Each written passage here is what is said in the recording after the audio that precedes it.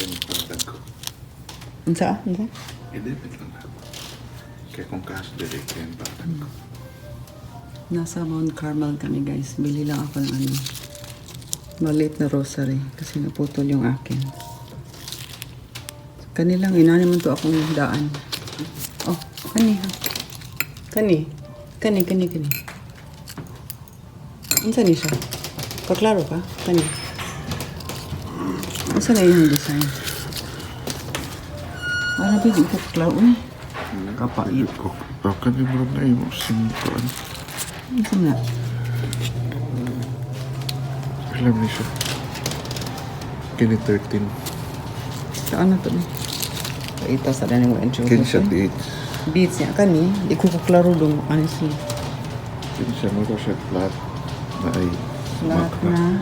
na ay sign. Nag-gapon mga sign. Kani siguro para palahin. Ikaw. Kani lang. Ito na lang.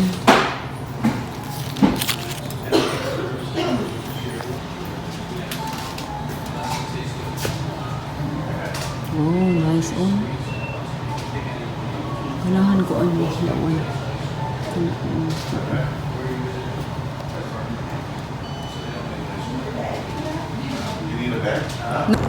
Hi guys!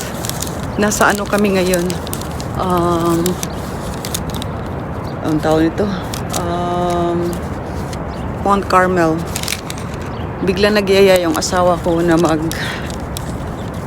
gumala sandali at saka pumunta dito sa church. I'll show you sa Niagara.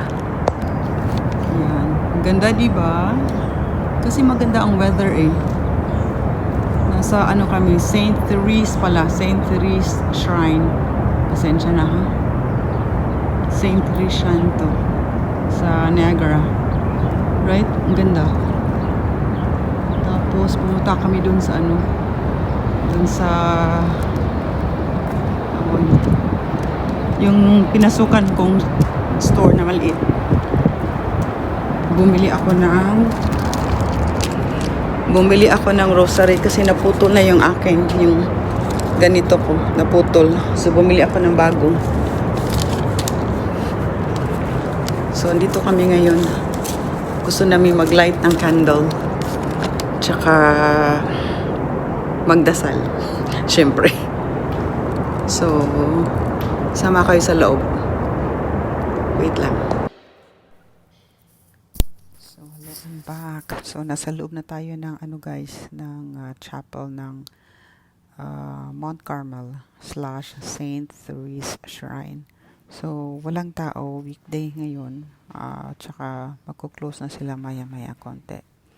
Ito nga pala, meron silang blessed na rose petals na pwede mong bilhin.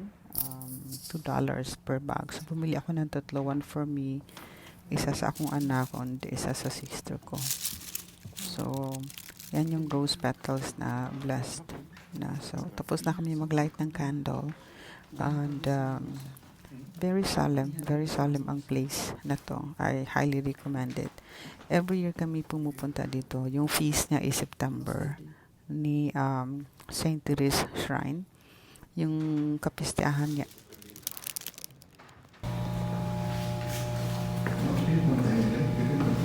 Dito ba isip niya?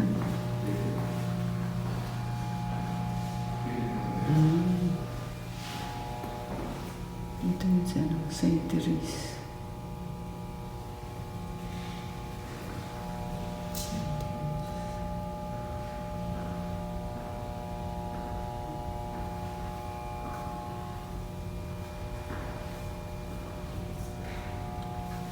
Katong pagpista niya, wala takaan hiri.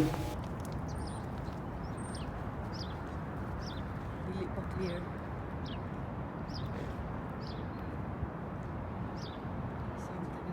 Diya man tayo simba pa no? Kanang gamay nga church. Ha? Hindi ako chapel. Ah.